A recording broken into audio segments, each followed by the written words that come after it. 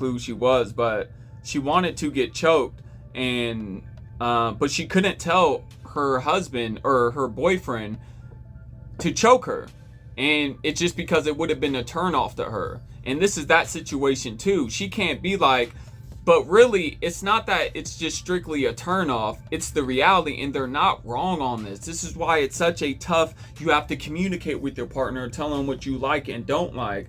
But this is different. Like a situation where you direct your partner is if you're receiving head from your partner. If you're a woman, you're receiving head from your male partner, female as well, but you direct them on what you like, right? That's not a turnoff, right? You're actually educating them and taking the lead on how to pleasure you, right? But in this situation, or let's stick with the choking situation, you can't say choke me, because it's a little more. It's not that you just want to be choked. You want the experience and the whole persona that comes with being choked.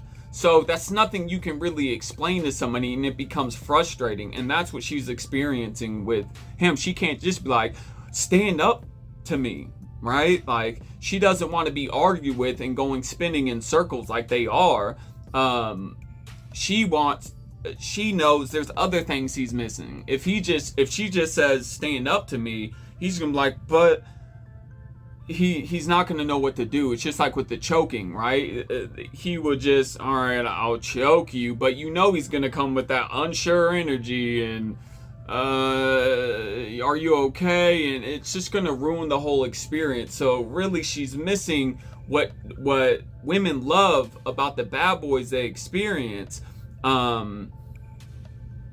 They just want the whole package, which I don't blame them. They want the bad boy leadership and energy, but the smarts of a nice guy, the respectfulness, the empathy, the relatability, the responsibility, the whole thing, and they want it together, right? And before you say it's unfair, we want the same shit, right? In a small example, that's why we say we want a lady in the streets, but a what?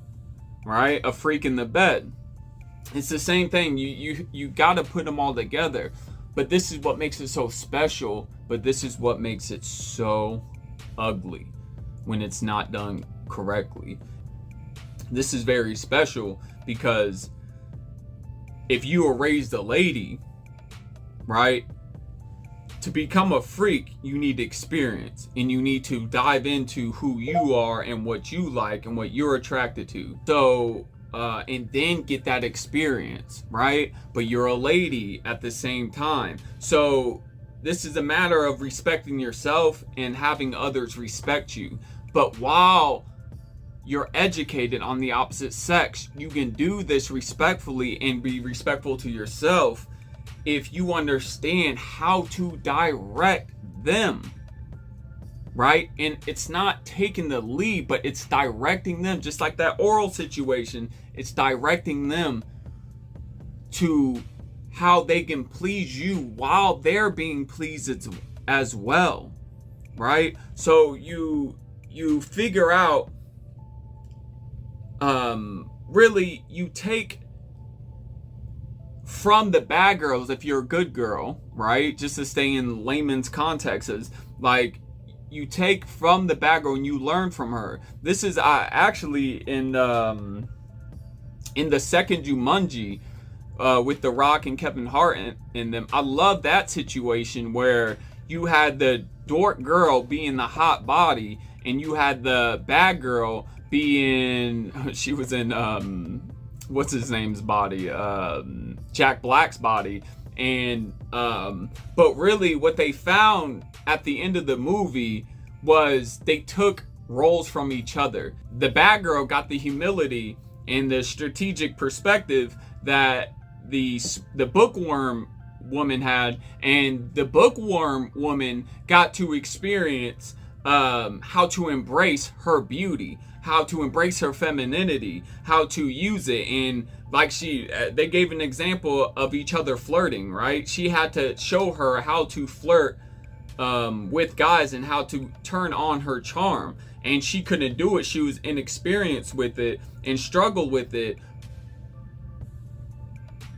Yeah, it was the second Jumanji, but they made two, but it was the first one out of those two. But she struggled with it. My point is, if she sticks with that and adapt to that, she will be the whole package that the guy she likes, she'll be the whole package for him. And that goes the same, the shoes on the other foot. And really, the fridge, the big dude, the jock, got to experience that with the nerd, and they exchange each other qualities as well. In the second movie, it didn't show that. It was a complete collapse. But this is what they would have made that second one if it would have ended up like that. But it seemed like they exchanged each other's qualities, and in the next movie they just went back to their old ways and whatnot. But disappointing. So on her behalf, on this 24-year-old, back to the story, she is upset with him that he has not adopted these roles that she loves from her ex.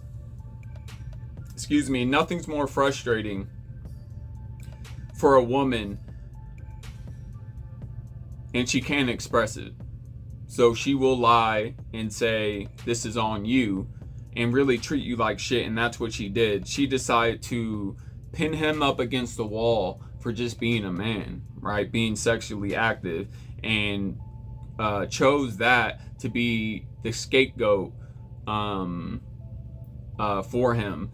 And that's very unfortunate. And so I would not contact this woman whatsoever. And if she does contact you, look, you need to get educated. And if you do contact her, it needs to be with a completely new perspective that you have on women. You need to change your foundation and go about her completely different. You need to take the lead and educate her and call her out on her flaws, but replace them with new information, better information, right? This is that bad boy quality that you're taking. It's just bad boys do replace it with toxic information and manipulate you. Hence, women who have experienced this, you're always on fire today and always upset because you got played like a violin. So, but what you're doing, you're replacing this with actual valuable information. Really, any person that gets out of the relationship with you, if you're a leader, they should be a better person after y'all break up. I don't hate any of my exes. We don't still talk like that today, but we can. I can call them up right now if I wanted to, and they will answer. Right? That's because it never ended with fuck yous, as it never should. How can you go from loving somebody to hating somebody? Right? It has to be some dirty shit involved. So I would not contact her. You need a new perspective, and really you need to see this would have failed regardless. And even if you did have that new perspective, this is what you would face. I've dated women like this. You will have your first 6 months to a year would be educating her, will be leading her. It's gonna take a couple months for her to see, like, damn, I got some issues I need to address, and she can't find this out because no guy has told her this. And when you bump into somebody that can educate you and tell you, that can look beyond your beauty, you become a student. In which this woman would if you take this route. But the overall highlight is the person you're in love with is usually due. Your love perspective was on point. I believe it's sharp. That's why it hurts so bad. But your perspective is wrong, and her perspective is wrong. And really, this isn't on you, my man. Really, it's because you weren't taught how to identify these women and how to lead these women. And that's really unfortunate because you are missing out but you also dodged a bullet, right? If you're not going to completely change your perspective, then you can't date women like her. She will tear you up. And you have to realize that if she will tear you up and y'all haven't even had sex and your brain is this scrambled, imagine being in a relationship with this woman, right? She will tear you up. She's a tornado right now, right? And you're just a tornado storm chaser, right? You need to go beyond that. You actually need to study tornadoes. You need to get inside them. You need to see how they operate. This is that perspective that I'm talking about. You can do this. Good luck out there, my friend. Together we'll learn the facts to educate ourselves. Welcome to EDC.